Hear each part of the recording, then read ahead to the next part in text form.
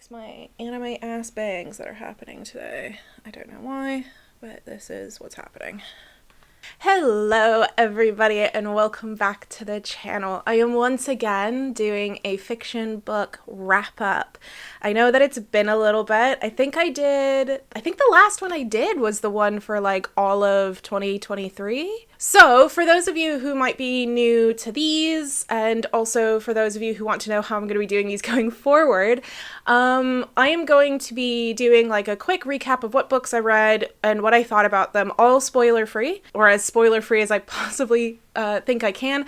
And basically these are all going to be fiction books that I have read over the last 2 months. So I'm going to do it every 2 months because I am not like those other YouTube book people who can read like 200 books in a month. It's just not something that I am physically capable of, mentally capable of. I just can't do it. I find it to be a really solid, good month of reading when I can read like 4 books in a month. That's kind of what you're going to be getting from this channel, is like the most we're going to get through in an episode is going to be like 8 books. But even then, probably not. When I have a really good solid month, I tend to kind of flack the following one. So I'm going to be doing, in the off weeks, I'm going to be doing a version of this for nonfiction. However, most of the nonfiction that I read is more academic in nature because I am, hi, I'm Vivian. I'm a researcher and a writer, and I primarily focus on nonfiction. I'm an anthropologist, and so a lot of my nonfiction writing is steeped in actual, like, academic research.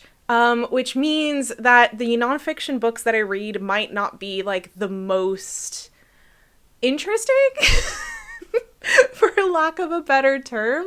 But I still want to give light to those because it is something that I'm spending a lot of my time doing, and I do think that the information in it is really valid. I tried doing the scholarly pages, which was, like, my attempt to add it. Something didn't seem quite right with them, so I'm gonna try a different version of it. We'll see if it sticks, but basically I'm thinking of picking a particular topic, maybe something that I am in the middle of looking at for a research project, and kind of wrapping up what various people think about that topic and citing their work. So it's not going to be comprehensive, obviously. That would be like a whole class to do that. But I figured it might be like at least a little bit of a quick snapshot. So let me know if that's interesting to you, or you can just wait until next month when you're going to get it. This video is all going to be fiction books that I read. Now, the fiction books that I particularly gravitate towards are going to be mystical, magical-y goodness. There's going to be murder mysteries. Sometimes both of those combined. Sometimes they're separate.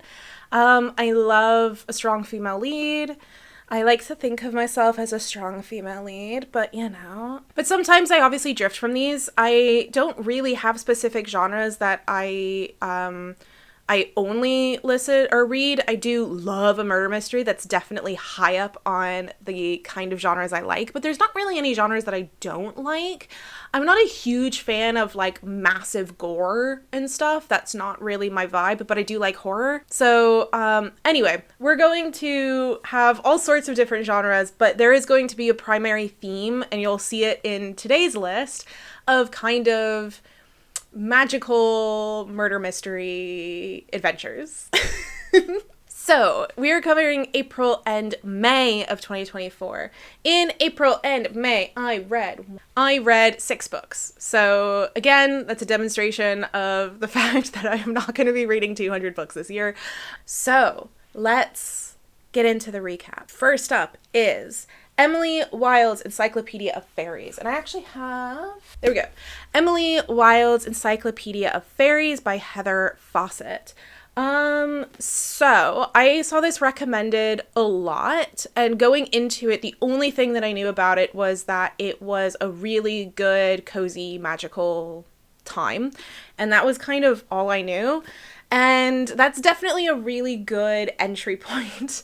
I read it really fast. So the gist of the story is that Emily Wilde is a researcher of fairies in a world where fairies exist. She is working on the very first comprehensive encyclopedia of fairies, and in order to finish the encyclopedia, she is traveling to a really remote island where that kind of type, species, genre of fairies are not really researched, so she's trying to gather some information in order to complete her encyclopedia. And one of her colleagues joins her there by surprise, and it's kind of their adventures researching these fairies.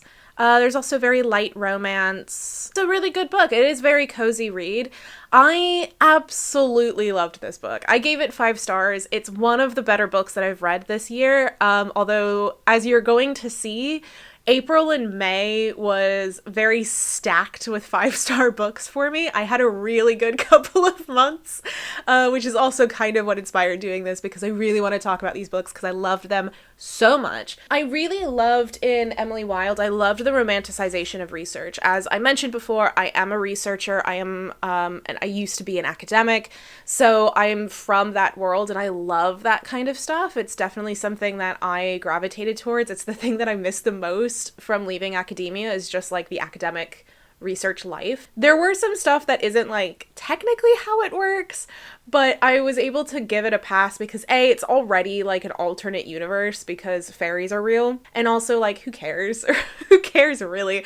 It didn't really bother me that much. It wasn't like a plot point or something. It was just kind of like, that's not really how that works. That's not really how that happens. There was romance, as I mentioned in the recap. There's like a light romance. Now, I am not normally a romance person. I normally hate romance subplots. I don't read romance genres. I guess that's a genre I'm not a big fan of, is romance. However, I liked the romance in this one, and I don't really know what it was that made me like this in comparison to other ones. I think it was the fact that the character Emily Wilde, the way she approaches romance is, I think, just nicer to read. Nicer to experience. I guess that might be what it was. But yeah, anyway, I really, really loved this. I don't want to give too much away, but I do really love this book. If you are into coziness, if you are into, I was going to say dark academia, but I guess it kind of technically is. But that kind of dark, light academia vibes and magical stuff thrown in, then definitely your vibe. You're going to love it. So next up was an Agatha Christie, which is The Murder of Roger Ackroyd. I have a copy here. I found this one at a charity shop, so it doesn't have anything on the front cover except it has Agatha Christie's signature, but it is The Murder of Roger Ackroyd, I promise.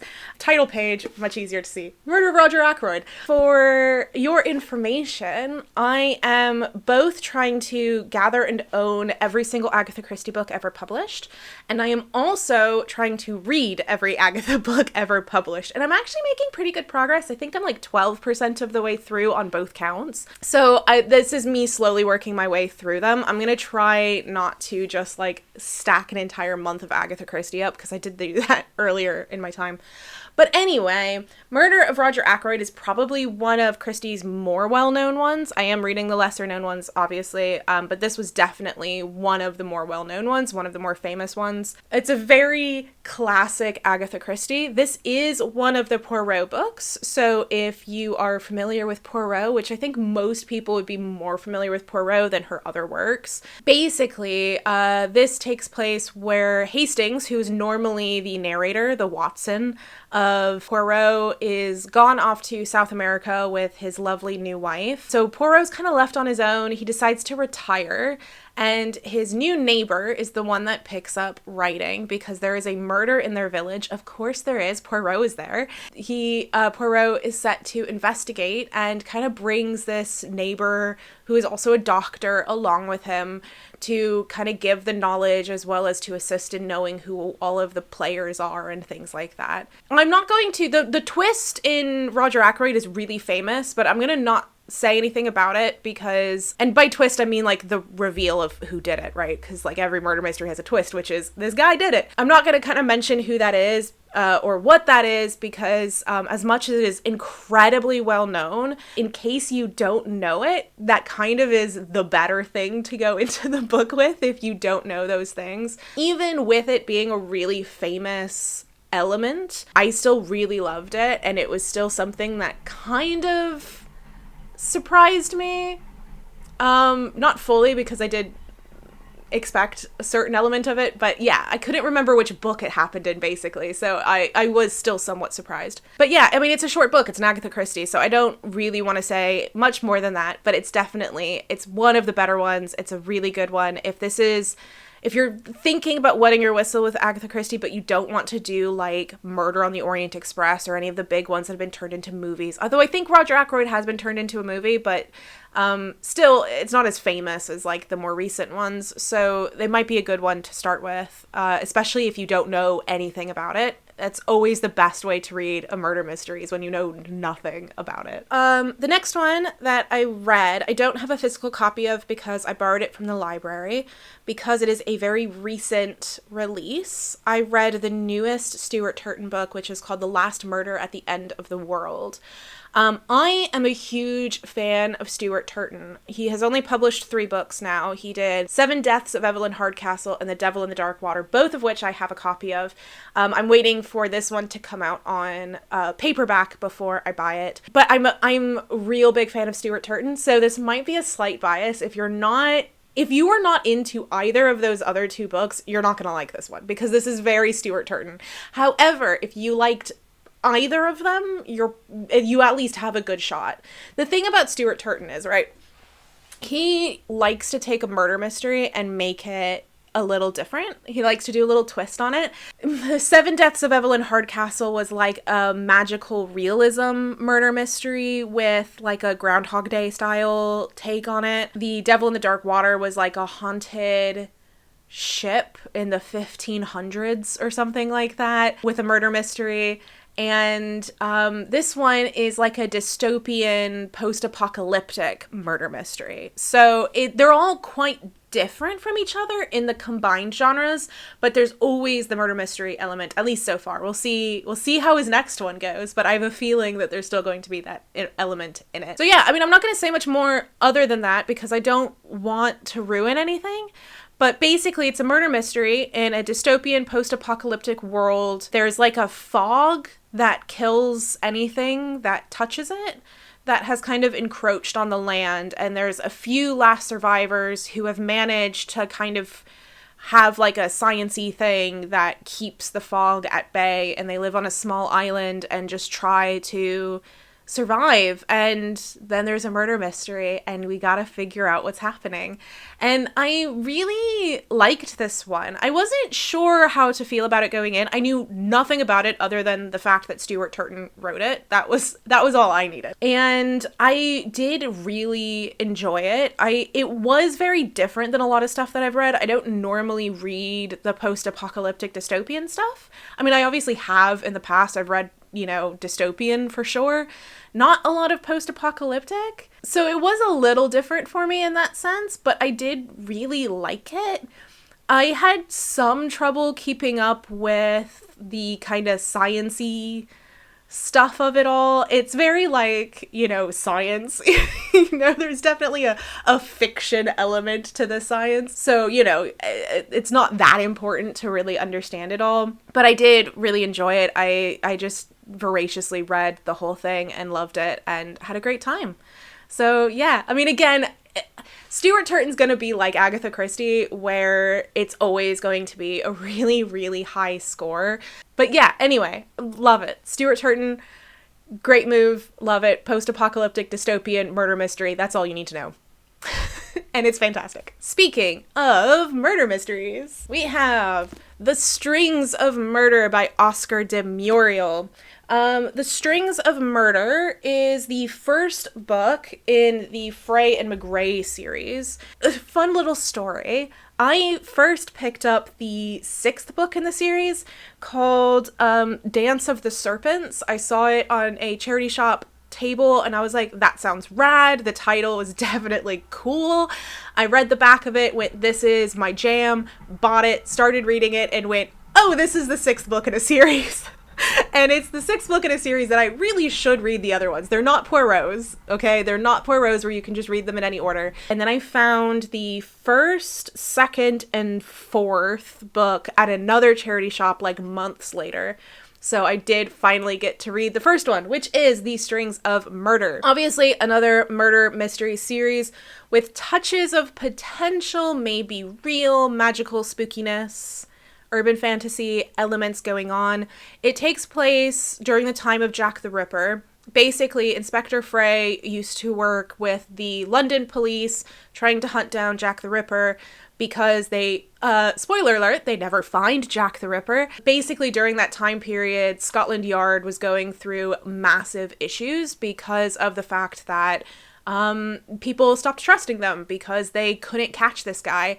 So one of the falls of that is our character, Inspector Frey, and as like a pseudo punishment, but also a helpful thing, they sent him to Edinburgh because there was a murder of a violinist who the murder MO seemed vaguely similar to Jack the Ripper, and they were worried that there was going to be another one in Edinburgh.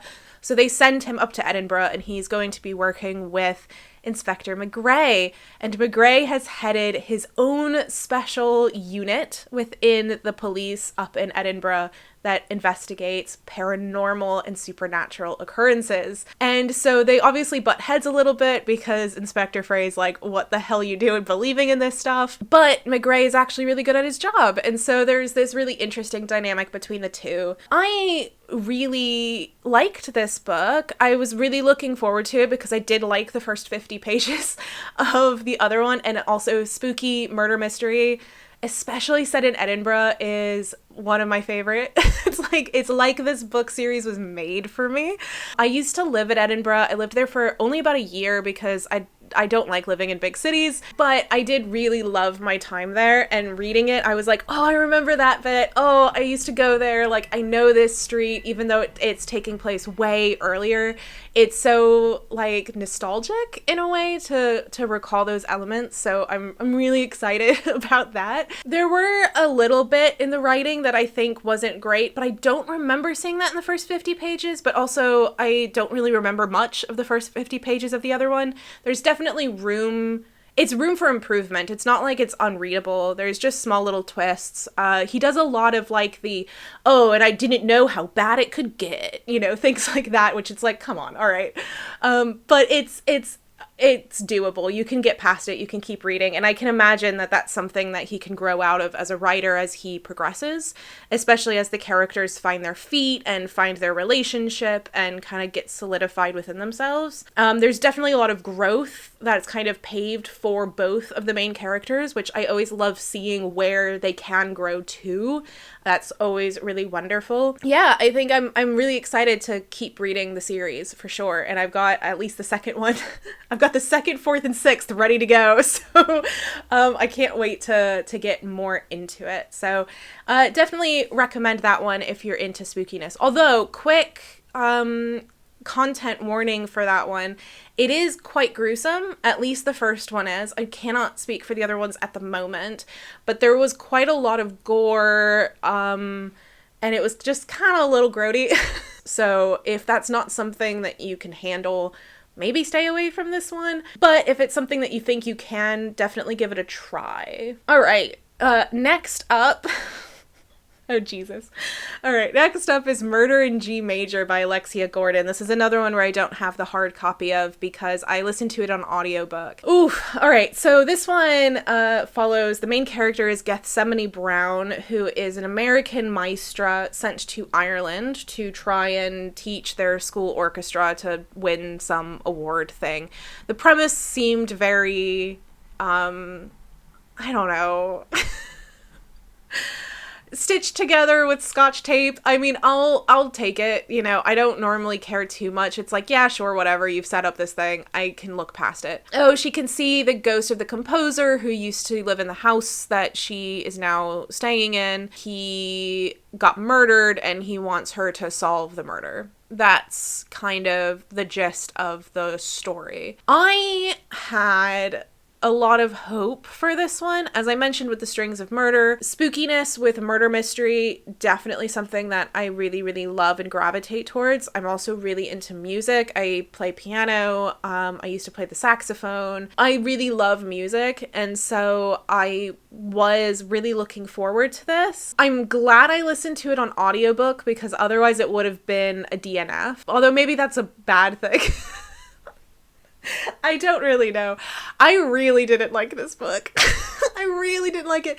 The only reason why I finished it was because it was on audiobook and it was something that I could just play in the background and I could yell at my husband whenever, be like, oh my god, this is so bad. Yeah, I feel really bad. It's just not good. It wasn't even just the writing. Like, bad writing I can listen to on audiobook. I can't read physical books that are badly written, but I can listen to an audiobook and get past if the story is good, but the story wasn't even that great either. Like, there was a slow clap. I kid you not, there was a scene in a pub with a slow clap.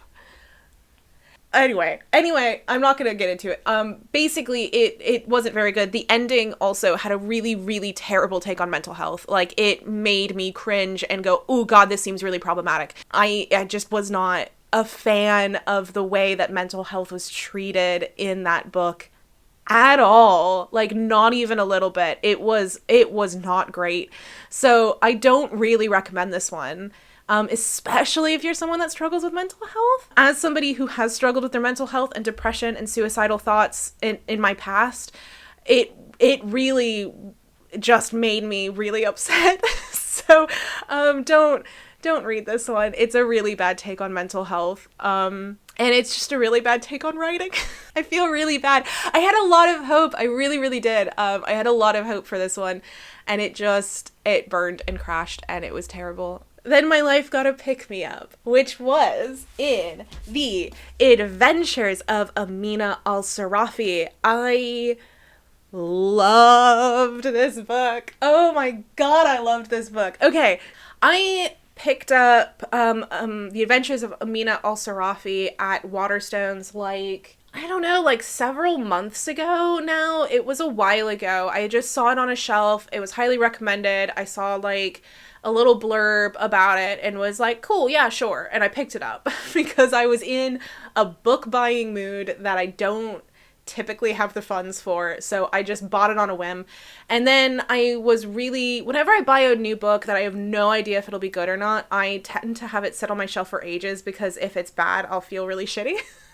I don't know if other people do this, but that's what I do. Like, I kind of regret picking it up because I'm like, oh, what if it's bad? So it ends up sitting on my shelf for ages. So it was sitting on my shelf for ages, and then I was watching somebody on YouTube. I will put their name down because I don't remember it right now. But I was watching them do a reading journal, and they had read The Adventures of Amina al-Sirafi and gave it 5 stars and talked about how great it was and talked about why it was so great. And I went, I'm down. So I picked it up and I read it. I'm so glad. I'm so glad. This is such a good book. It was so wonderful. So basically, the premise is that Amina al-Sirafi is a legendary female pirate forced out of retirement to try and find the kidnapped daughter of a previous crewmate. This book is kind of the saga of Amina's second set of adventures. So you kind of get hints as to what happened in her adventures in the past. And you get little glimpses of it, and you get to kind of hear stories about it.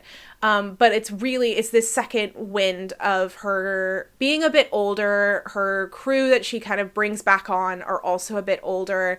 And they're having their second set of adventures. It takes place on the African Middle Eastern coast, particularly North Africa.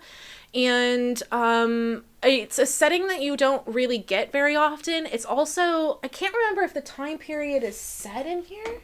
1143. There we go, in the back. So yeah, in the about 1100s. So it's like really, really early African Middle Eastern history. And focusing on seafaring and pirates and the way that the trade worked. It's not an area that you read about much, and particularly at that time period in fiction novels. Hell, even in nonfiction, you don't really get it that often. And so it was a really new experience. I really appreciated it. I think it definitely helped to paint the world in a way that was more full and providing different perspectives. Again, I love a really strong female lead, but what I really appreciated about this was that the strong female lead was older. She was an older woman. She had had a child. The child wasn't like a baby. They were grown. So she's an older woman, and yet was able to have these adventures and to portray women as something that isn't just people that can only exist in their 20s, which I really, really loved. There were a lot of really wonderful explorations, like character explorations regarding aging, regarding maturity, regarding how one can chase their dreams, and particularly around motherhood. I think the way that motherhood was depicted in the novel, I really, really loved. Now, I'm not somebody who has children, nor will I ever have children, but one of the things that I really appreciated in the book was that they were portraying mothers as people who, like, still have their own identity. Like, it's not just that they give it all up to be a mother and their identity was before the child and now they are just a mother. Like, this main character has a child but still has her own dreams and thoughts and feelings and wants and desires, and fights with the idea of how do you chase your dreams but also be a parent, and loving both aspects of herself and displaying both aspects of herself as being both this pirate and a mother. And I think that is just, it's not something that you see very often in media, that mothers are allowed to have, like, identities and experiences and dreams. And I really appreciated that. So yeah, so I highly recommend. There's also magical stuff and lots of magic stuff and demons and fairy tale stories and all of that kind of stuff. So it was really lovely. It just really was a lovely, lovely book. And it's another great one that I read. So I had a really good couple of months of reading. I had 3 5-stars, I think. Oh, maybe 4. Oh, geez. Anyway, I've had quite a few 5 stars, which is always a good thing. I probably give out 5 stars more than other people probably do, but if I just love it, then I'm going to give it 5 stars. It's straight up as it is. Also, it's really hard for me to give Agatha Christie anything lower than, like, 4. Yeah, anyway, I think that's my wrap up. I really enjoyed a lot of them. I highly recommend most of the books on this list. Most of them. Most of them. I'm really sorry if you really liked Murder in G Major. I'm really sorry, but I really hated the treatment of mental health. Guys, take care of your mental health and don't listen to people who really don't like that. Anyway, that's it from me. Next month, I'll try to be doing, like, beginning-ish of the months for these going forward. I know this isn't the beginning of the month. I took a week off. Sorry. I took more than a week off. What am I saying? Anyway, point is, I'm going to try to do it at the beginning of the month. So next month will be a nonfiction wrap-up, mostly an academic one. So if that's not interesting to you, I'm very sorry. But I do have to rep my nonfiction. And then the following month, so that'll be August, we'll do another wrap-up of both June and July. So, yeah. Anyway, thanks for joining me, and do all the YouTube stuff, liking and commenting. If you have a recommendation for a book based off of the things that I have done in here, please let me know in the comments, because as I said, I read Amina al-Sirafi based off of a recommendation. I picked up Emily Wilde based off of recommendations that I saw around the booktube YouTube sphere. So obviously it's working. So if you guys have recommendations, definitely let me know, because I'd love to read some good books. Don't we all? Anyway, I'm gonna stop rambling. So thank you for joining me, and take care of yourself. Be nice and kind to one another, and I will see you in the next video. Bye!